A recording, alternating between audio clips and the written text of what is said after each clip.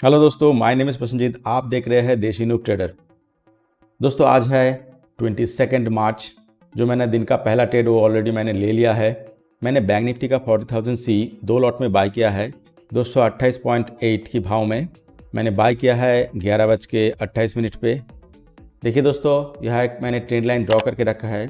यहाँ पे एक बार रेजिस्टेंस लिया, यहाँ पे एक बार रेजिस्टेंस लिया, यहाँ पे लिया, इस तरह से बार बार लिया और जब इसको ब्रेक किया तभी मैंने इसमें एंटर किया। लेकिन ऊपर की तरफ भी 40,000 का जो लेवल है वहाँ से फिर से रिजेक्शन दिया है। अगर 40,000 अगर क्रॉस नहीं करेगा तो मेरा स्टॉप लॉस हिट होने के चांसेस है। मैंने स्टॉप लॉस देके रखा है, 200 का स्टॉप लॉस देके रखा है, लेकिन यहाँ से रिजेक्ट किया। तो देखते हैं दोस्तों ये ट्रेड किस तरफ जाता है, मेरा स्टॉप लॉस लेता है या फिर प्रॉफिट देता है। ये है 40,000 का चार्ट। मेरे एंट्री होने के बाद ये रीच किया था 250 के करीब, 249.37। लेट्स सी दोस्तों, अभी मार्केट स्लो हो चुका है। दोस्तों कुछ देर में आप लोगों को अपडेट करते हैं। हेलो दोस्तों, जो हमारे दिन का पहला ट्रेड था उसका मेरा स्टॉप लॉस लग चुका है। देखिए दोस्तों, 40,000 से जब रिजेक्शन दिया उसके बाद वहाँ तक दोबारा कभी नहीं आया और इतना नीचे आ चुका था। 200 का स्टॉप लॉस मैंने देके रखा था। ये जब कैंडल क्रिएट हुआ उसी कैंडल में 12:10 आई थिंक, इस टाइम पे मेरा स्टॉप लॉस हिट हो चुका है। तो मैंने दोबारा सा एक स्कैल्पिंग की थिंकिंग से ट्रेड लिया है। स्कैल्पिंग का थिंकिंग क्यों मैं कह रहा हूँ, मेरा टारगेट सिर्फ इतना होगा, ज़्यादा बड़ा टारगेट नहीं होगा। जो मेरा स्टॉप लॉस हुआ है उसको मैंने रिकवर करने के लिए स्कैल्पिंग ट्रेड लिया है।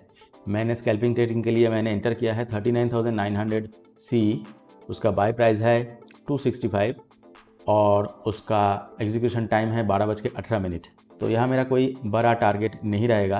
39,900 की चार्ट में आपको दिखाता हूँ कि इतना ज़्यादा टारगेट नहीं रहेगा, सिर्फ इतना तक टारगेट आएगा। 285 के करीब मेरा टारगेट रहेगा। मैंने यहाँ कोई स्टॉप लॉस नहीं देके रखा है, मैं यहाँ से इमीडिएटली एग्जिट कर जाऊँगा।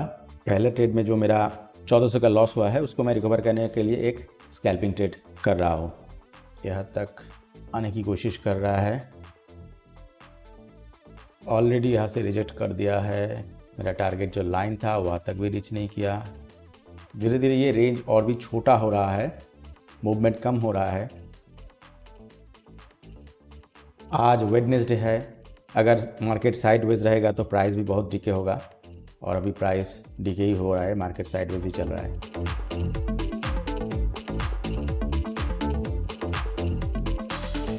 दोस्तों 280 के ऊपर जा ही नहीं पा रहा है। निफ्टी के चार्ट को भी एक बार देख लेते हैं। निफ्टी की चार्ट भी इस रेजिस्टेंस लेवल पर आ चुका है।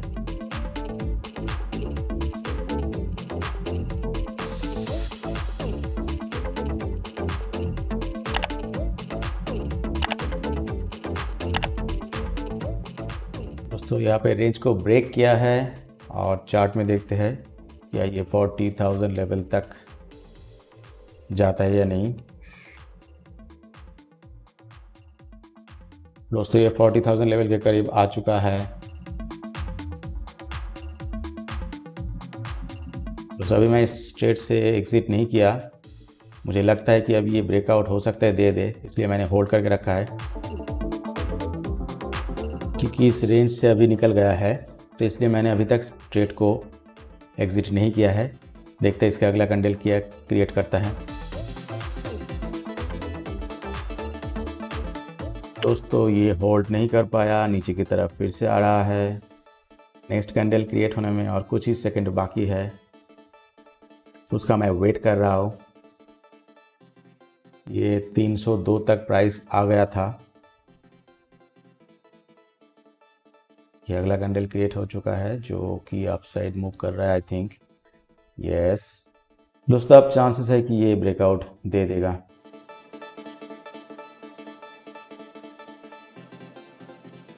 दोस्तों मैं स्टॉप लॉस लगा देता हूँ 270। नहीं, ये नीचे की तरफ आ गया, मेरा stop loss I think hit हो जाएगा। अभी मैं स्कैल्पिंग की थिंकिंग से हट गया, वही मुझे लगता है मैंने गलती कर दिया। 290 पे निकल जाता तो हो सकता है वही सही होता, क्योंकि ये नीचे आना शुरू कर दिया है। और निफ्टी के चार्ट को भी देखते हैं। निफ्टी तो बहुत बड़ा रिजेक्शन दे चुका है।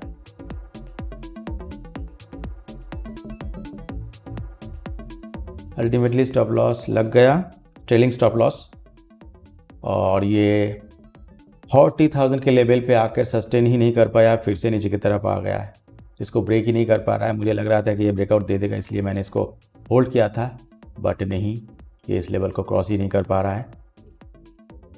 हालांकि ये 300 तक गया था, मैंने सोचा था कि स्कैल्पिंग करूंगा, लेकिन मैंने इसका मूवमेंट को देख के मेरी थिंकिंग को चेंज कर दिया और 30-40 पॉइंट इजीली मैं ले सकता था, लेकिन इसी को ही कहता है दिमाग को स्टेबल रखना पड़ता है।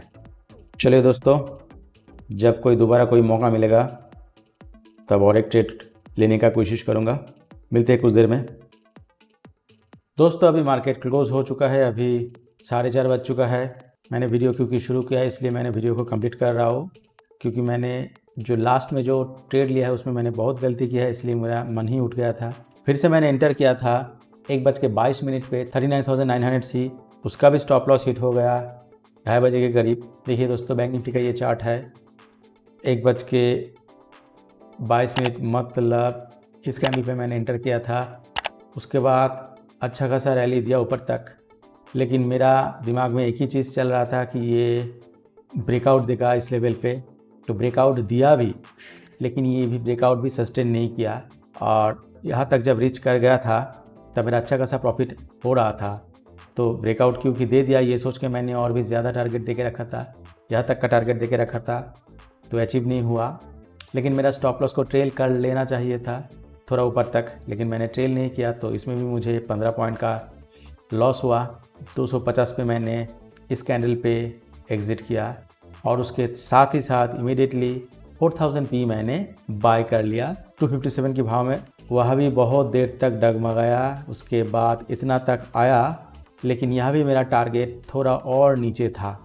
मैंने 320 सोच के रखा था टारगेट, लेकिन 290 तक गया, उसके बाद फिर से रिवर्सल दिया, और इस ट्रेड में मैंने स्टॉप लॉस ही नहीं दिया था।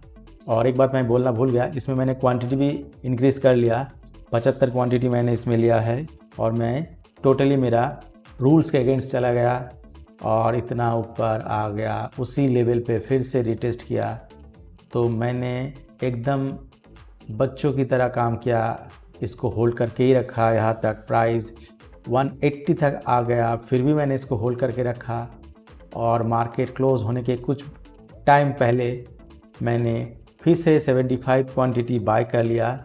आज के दिन मैंने एकदम साइडवेज मार्केट क्लियरली दिख रहा था, फिर भी मैं एक के बाद एक ट्रेड लेते जा रहा था और क्वांटिटी भी इंक्रीज़ कर रहा था। मैंने मेरा रिस्क को और भी इंक्रीज़ कर रहा था, और at the end of the day मैंने ट्रेड को क्लोज़ किया 215 के भाव में।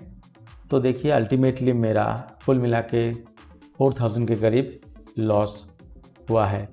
हालांकि एक वक्त इसका लॉस 7000 के करीब रीच कर गया था, जब 180 जब भाव चला गया था। तो इस तरह का माइंडसेट से ट्रेड लेना विदाउट एनी रूल्स एकदम गलत है, जो मैं आज किया। एकदम अपने जो इमोशन को मैं कंट्रोलिंग नहीं कर पाया।